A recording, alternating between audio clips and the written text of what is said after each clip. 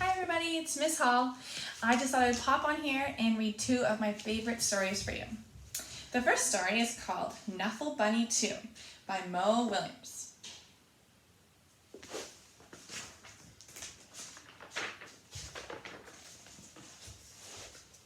One morning, not so long ago, Trixie took a walk with her daddy. By now, Trixie really knew how to talk. Guess what I'm going to do? I'm going to show Amy, and then I'll show Meg, and then I'll show Margaret, and then I'll show Jane, and then I'll show Leah and Rebecca and Noah and Robbie, and then I'll show Toshi and Casey and Connie and Parker. And she could talk and talk and talk. Trixie was really excited because she was taking her one-of-a-kind Knuffle bunny someplace very special. Now, does anybody have a bunny like this guy? That's Trixie, and that's her special bunny, and she calls him Knuffle Bunny. She was taking him to school. She's gonna show all her friends. I have to tell you guys, I miss seeing you guys come to school like Trixie. I know you're doing great stuff at home, but I miss going to PCH. I wonder if anyone else misses going to PCH. Trixie couldn't wait to show Knuffle Bunny to Miss Greengrove and all her friends and kindergarten. But just as her daddy kissed her goodbye, Trixie saw Sonia. What do you think her friend has? Her friend has a Knuffle Bunny just like Trixie. Suddenly, Trixie's one-of-a-kind Knuffle Bunny wasn't one of a kind anymore.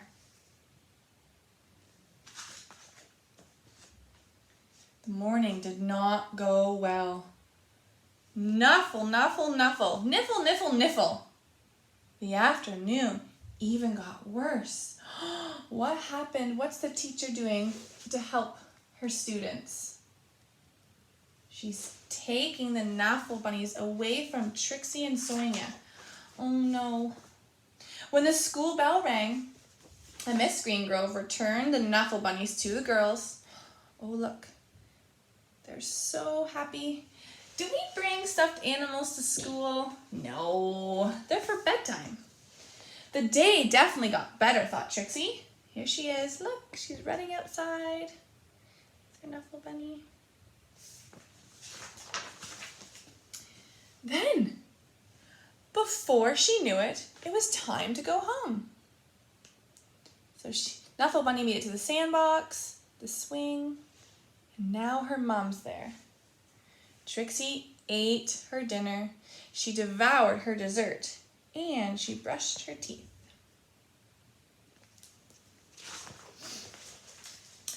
And tried to escape Mommy and Daddy's robots from Planet Slurp. Looks like they're playing games, maybe before bed. Trixie's running away. And past her bedtime, Trixie was all tucked in and ready to go to sleep. But a few hours later, Trixie realized something. Uh-oh. What is she realizing? What means a lot to Trixie? Trixie marched into her mom and daddy's bedroom and said, "This is not my bunny." Oh no! Where is her Knuffle Bunny? Trixie's daddy tried to explain what 2:30 a.m. means. He asked, "Can we please deal with this in the morning?" Look at her face. Do you think she wants to deal with it in the morning? Trixie's daddy went to the phone.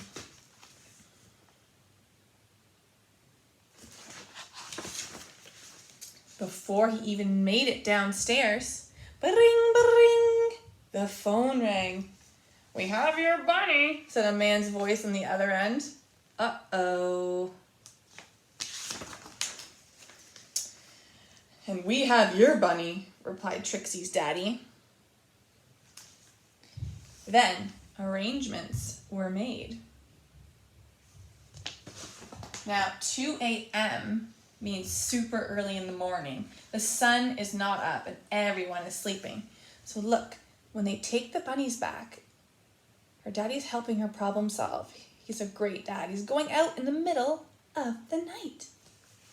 Trixie and her daddy rushed across the neighborhood. Trixie did not want to be late, and neither did Sonia. So they're rushing across the city.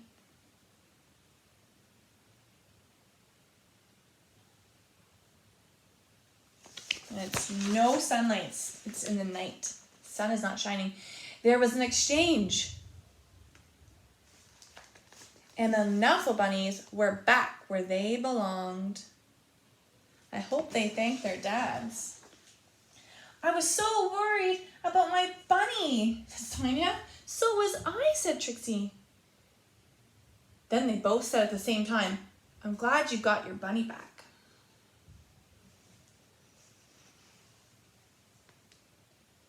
What's happening to these girls? They're becoming friends. And this is how Trixie found her first best friend. They found some common ground. The end. That's a great story about two people having the same thing in common and starting a brand new friendship. All right, this story is called The Balloon Tree.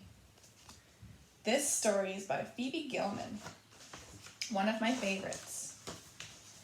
And I know that I read this story to some of the PCH friends too. Long, long ago, in a faraway land, across the ocean, was a small, happy kingdom. In a big castle at the top of the highest hill lived the king and his daughter, Princess Lenora.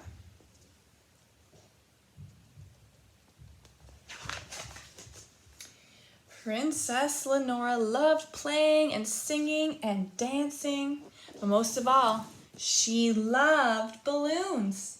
The castle was full of them. "Can I come?" His Majesty the King got a letter in the mail. It said, "His Majesty the Great King of Kalaluna invites your Majesty to a royal tournament. Please bring your bravest knights." "Can I come too?" said Princess Lenora. "I'm sorry," said her father. "You cannot. Maybe next time. I won't be gone long, and your uncle will look after things here, and I really want you to help him." So there's the beautiful note that the king got. "Not the Archduke," said Lenora. I don't like him. He's grumpy, and he never plays games with me." "What if something goes wrong?" "Don't worry," said the king. "You can always signal me. Gather a bunch of your balloons and release them from the tallest tower. Wherever I am, I will see them and come home right away." He gave her a kiss and rode off. As soon as the king had gone, the Archduke rushed in with the meanest guards in the kingdom. "At last, the chance I've been waiting for. Now I will be king. Guards, lock the princess in her room and destroy all of these horrible balloons. Destroy every single balloon in the whole kingdom." Plop, wham, kablam! Princess Lenora could hear sounds of balloons popping everywhere. How would she signal her father? Oh no! But there was something the Archduke did not know.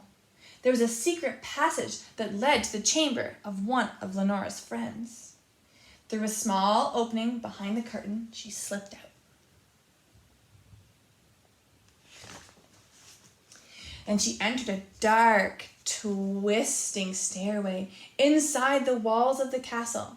At last she came to the wizard's chamber. "You must help me," whispered Princess Lenora. Quickly she told the wizard all about the evil Archduke and what he had done to her balloons. There was only one thing to do, said the wizard. Find one whole balloon, and before the next sunrise, plant it under the tree that grows in the courtyard, and make sure you say these magic words. Moon balloon, tickle the tree.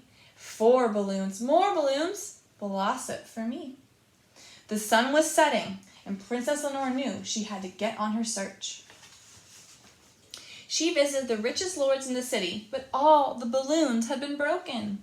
She visited the butcher, the baker, and even the toy maker, but nobody had any balloons. She looked through all the dark alleys and hunted in all the empty marketplaces and even knocked on doors. At last, dawn was near, and there was nowhere else to look. Sadly, she sat down by a small cottage, and a little boy who lived there heard her and came to the window. Princess Lenora, what are you doing out here in the dark? When the princess told him why she had to find a balloon before morning, a strange look came over the boy's face. I can help you. He ran inside and came back with 1 whole balloon. When I heard them popping, I hid 1 in my closet. I really want to keep it, but I know you need it more than I do. That's so nice. Princess Lenora thanked the boy and ran back through the empty marketplace, past the stores, the butcher, the baker, and even the toy maker, past the rich lord's house and through her castle gates. The moon was just beginning to fade when she came to a tree in the courtyard. She knelt down and dug a hole and planted the balloon under the tree, and she said the magic words. If you know them, say them with me. Moon balloon, tickle the tree. 4 balloons, more balloons, blossom for me. Suddenly, the tree began to quiver, and tiny balloons blossomed on it and grew bigger and bigger and bigger. Hundreds of them came floating down. More and more balloons blossomed from the tree until they filled the whole courtyard. As the sun rose, they drifted through the gate. Oh. People leaned from their windows and rushed into the streets, shouting and pointing and even laughing. Pop those balloons, the Archduke shouted to his men. But wherever they tried, the magic balloons whizzed away. Not before long, the whole city was covered in Lenora's magic balloons.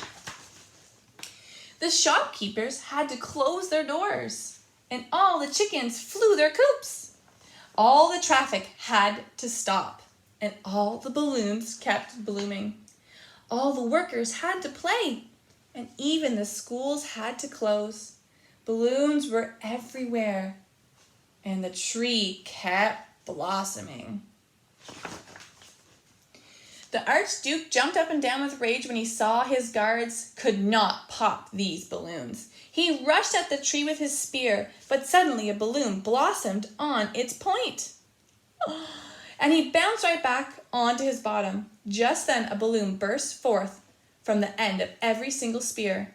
Madder than ever, the Archduke ran after Princess Lenora, shouting, "I'll get you for this!" But far away, the king was riding through a dark forest when something caught his eye. A balloon. He thought that was a strange place for a balloon to be. But when he came to the edge of the forest, he saw something even stranger. What do you think he saw? This is my favorite page of the whole book. His whole kingdom was filled with balloons, thousands and millions and zillions of them. "Lenora!" the king gasped. He must get to her. She's in great danger. He had to get back to the castle at once. When the king galloped into the courtyard, he could see the Archduke screaming at the princess. "You spoiled everything," he was shouting. "This isn't fair. I want to be king." "Princess Lenora was right about you. You are a traitor. You were unkind," the king shouted. "Knights, put the Archduke where they belong, in the dungeon." Then the king invited everyone to the kingdom to have the biggest party they had ever had. The people played and danced and sang, and Princess Lenora opened the royal treasure box and gave everyone a special present. The balloon tree stopped blossoming as the moon rose, but the party went on and on into the night, and even the children got to stay up past their bedtime. And as for the Archduke, well, he and his men were in the dungeon for a long, long time, but they were never bored because they were kept busy blowing up balloons. All right, everybody. It was really great reading some stories for you, and I hope you're doing so well with your families, and hopefully the snow, as beautiful as it is, stops, and you guys can get out and enjoy some sunshine. I'm thinking of you, and I can't wait to read another story for you next time. Bye, everybody.